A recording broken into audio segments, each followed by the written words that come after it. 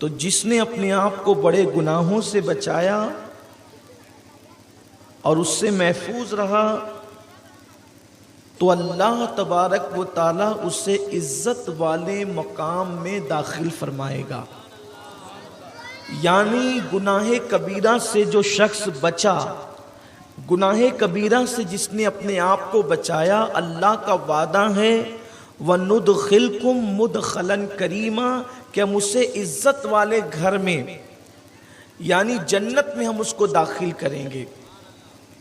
اللہ تعالیٰ کا وعدہ ایک بڑے گناہ سے بچنے کی بنیاد پر انسانوں کو، اللہ تعالیٰ مومنوں کو عزت کے ساتھ عزت والے گھر جسے جنت الفردوس کہتے ہیں، اللہ رب العزت اس میں داخل فرمائے گا۔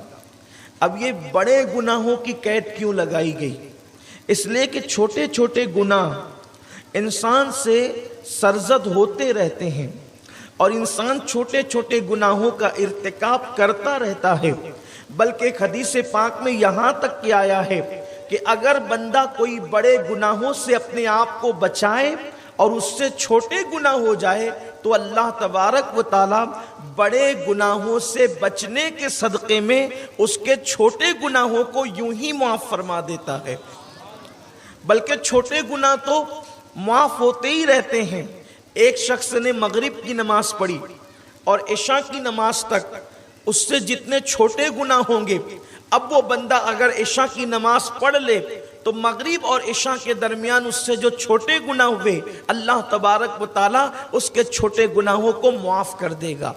اسی طریقے سے عشاء کی نماز پڑھی اور فجر کی نماز تک اس سے جو چھوٹے چھوٹے گناہ ہوتے رہے، فجر کی نماز کی برکت سے عشاء اور فجر کے درمیان اس سے جو چھوٹے گناہ ہوئے تھے، اللہ تبارک و تعالی ان چھوٹے گناہوں کو معاف کر دے گا۔ اسی طریقے سے بندہ جب وضو کرتا ہے تو دو وضو کے درمیان جتنے چھوٹے گناہ ہوئے تھے، اللہ تبارک و تعالی اس کے چھوٹے گناہوں کو معاف فرما دیتا ہے۔ لیکن یاد رکھنا، چھوٹے گناہوں کو یہ سمجھ کر کے مت کر لینا کہ میں وضو کروں گا تو معاف ہو جائیں گے، میں نماز پڑھوں گا تو معاف ہو جائیں گے۔ بڑی معذرت کے ساتھ اور بہت خیال رکھنے کی یہ بات ہے، گناہ کوئی بھی ہو گناہ ہے۔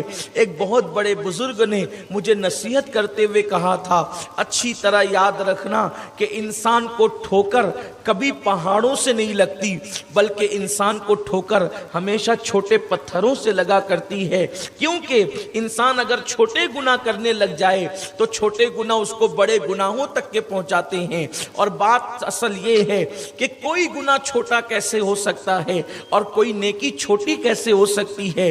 بس بات اتنی ہے، جس گناہ پر اللہ انسان کی پکڑ کر لیتا ہے وہی گناہ سب سے بڑا گناہ ہے، اور جس نیکی کی وجہ سے اللہ اپنے بندے کو معاف کر دیتا ہے بس وہی نیکی سب سے بڑی نیکی ہے۔ میرے پیارے آقا صلی اللہ علیہ وسلم کے پیارے دیوانوں، آئیے میں آپ کو بتاؤں، ہم گناہ کرنے کے بعد بھی اپنے آپ کو بہت بڑا تصور کرتے ہیں، بہت نیک تصور کرتے ہیں، بہت پرہیزگار تصور کرتے ہیں۔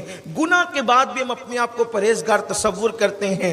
ام المومنین حضرت عائشہ صدیقہ سلام اللہ علیہا سے ایک بار کسی نے پوچھا تھا، اماں جان یہ بتائیں انسان سب سے زیادہ برا کب ہوتا ہے؟ تو ام المومنین نے فرمایا تھا، جب انسان اپنے آپ کو بہت نیک سمجھتا ہے، اپنے آپ کو بہت اچھا سمجھتا ہے، اس وقت وہ اللہ کی نگاہ میں سب سے برا انسان ہوتا ہے۔ ایک بزرگ رحمت اللہ تعالی علیہ اکثر دعا کیا کرتے تھے۔ ایک بزرگ دعا کرتے تھے، اے اللہ مجھے ایسی جگہ موت عطا کرنا جہاں مجھے کوئی نہیں پہچانتا ہو، اللہ مجھے ایسی جگہ موت عطا کرنا جہاں مجھے کوئی نہیں پہچانتا ہو، اللہ مجھے ایسی جگہ موت عطا کرنا جہاں مجھے کوئی نہیں پہچانتا ہو۔ لوگوں نے عرض کیا، اس مناجات کی حکمت مجھے ہمیں سمجھ میں نہیں آتی کہ آپ کہتے ہیں کہ ایسی جگہ موت ملے جہاں آپ کو کوئی نہیں پہچانتا ہو۔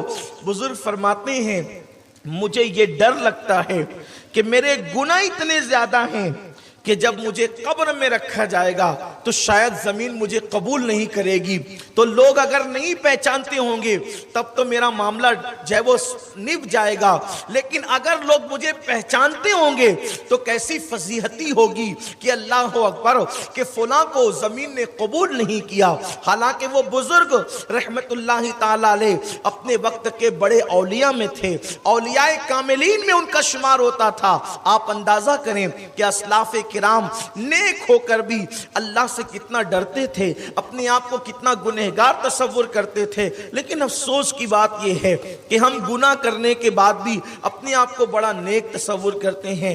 آئیے، ہلکی ہلکی سی بارش ہو رہی ہے، مجھے ایک بات یاد آ رہی ہے، چند قطرے ٹپک رہے ہیں۔ ایک بستی میں بارش بند ہو گئی، ایک بستی میں بارش رک گئی۔ بستی کے سب سے بڑے بزرگ حضرت سلطان العارفین بایزید بسطامی سے کسی نے کہا کہ آپ دعا کر دیں بارش ہو جائے۔